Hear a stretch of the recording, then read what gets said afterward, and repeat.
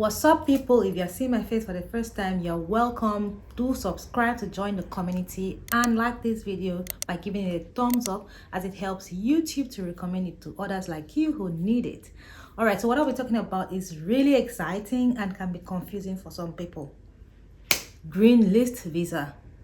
You probably heard this before, and the first thing that came to your mind is, what is green list visa?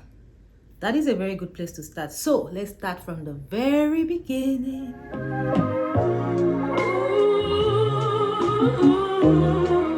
A green list is a list of hard-to-fill high-skill roles that provide fast track to residence or a work to residence pathway for migrants. That means if your job is on this list, you can come to New Zealand on a work visa and directly apply for residence if you meet the criteria, or you can apply for this residence overseas. Otherwise, you come to New Zealand still on a work visa and apply for residence after 2 years of working in New Zealand. The green list replaces the skill shortage list, which before you could use to apply for long-term skill shortage list work visa or essential skill work visa. These visas have now been replaced by accredited employer work visa since July 2022. There are a range of jobs on this list. They include different health jobs, ICT specialists, vets, even bus drivers, a lot of construction roles, because New Zealand is big on construction. For some of these roles, you will need to be paid a minimum wage, which is tied to the median wage, while for some, you will need to earn higher than the median wage. The fun fact about this list is that if your job is on the green list, an accredited employer does not need to do a labor market test before applying for a job check. What this means is that the accredited employer can complete a job check without proof of advertising. These are the benefits of the green list. Now, if your role is on the skill shortage list but not on the green list, that role is not exempt from the labor market test unless the pay is twice the median wage. There are currently 108 occupations on the green list, which are divided into Tier 1 role and Tier 2 roles. New roles are progressively added to this list. If you are employed or have an offer on employment in a Tier 1 role, you can directly apply for residence. This is called straight to residence because it's a direct pathway to residence.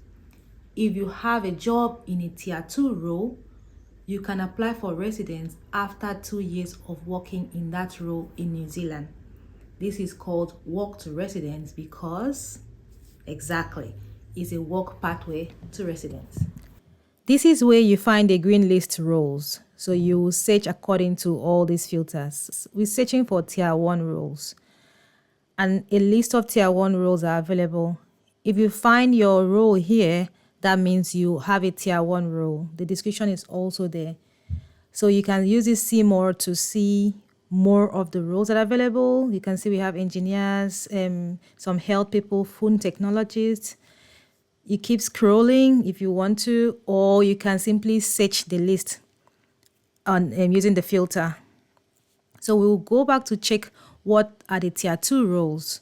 So I'll just change from 1 here to 2 and search. We see a list of Tier 2 roles again. So we have the number at the top. You see dairy, cattle farmer, electricians. You can click to see more details, but I'll talk about that later in the video. If your role is listed and you have the qualification, the experience, and the registrations required, you can apply for straight to residence visa or work to residence visa. Straight to residence visa is currently open, but work to residence visa will be opening in September 2023. The application process is completely online, which means no paper application. Everything is online application. To qualify to apply for visas under the green list, you must have a job or an offer on employment that matches the green list role. This job or employment offer must be from an INZ accredited employer. The job must be genuine and a minimum of 30 hours per week. It must be a permanent role or a fixed term of at least 12 months. Depending on the role, you must meet a minimum threshold of qualification, registration, work experience, or salary. You may have to prove that your overseas qualification matches or is comparable with a New Zealand qualification for that role. And you may have to show that you have the necessary registration. Going back to the green list roles, we see here the qualifications, registration, and experience required. You can click to see more, and you have secondary school teacher. We open the details. You see the pathway to residence, the industry that requires a secondary school teacher, and the qualifications, registration, or experience that is required. So if we check similarly for tier 1 to see the kind of qualifications that are required for a particular role. So chemical engineer, of course, industry is engineering. They said you must have these minimum qualifications. So at least these qualifications.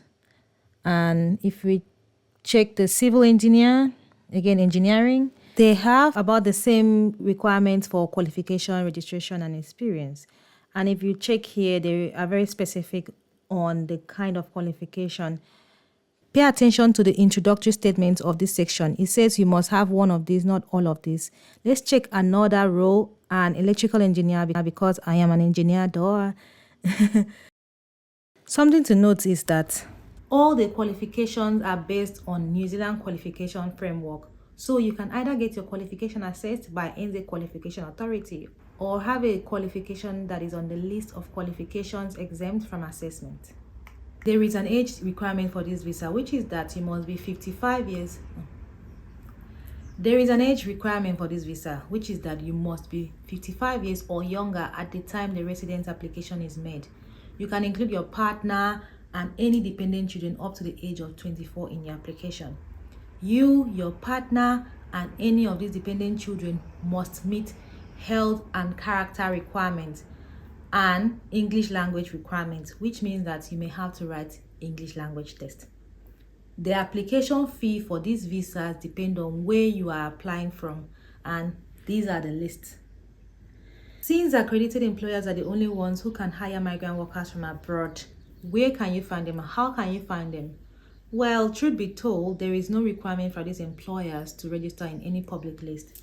And like I said earlier in my video, this list is continuously, progressively updated. So if you find a list out there, there's a high chance that this list is not up to date. However, it is a very good place to start. I would also suggest using the tips that I gave in my 8 ways to find a job video to search for these jobs. Then you can ask this employer if they are accredited and if they have completed a job check. An employer looking to hire staff from overseas should have done the needful, from my own opinion anyway. Things to note: if your role is on the green list or you earn at least twice the median wage, your partner will have open work rights. If you're not eligible for any green list visas, you can apply for other work visas like the accredited employer work visa or other skilled residence routes, which I'm going to talk about in another video. As a thank you for watching this video to the end, here is one place that you can find a list of accredited employers.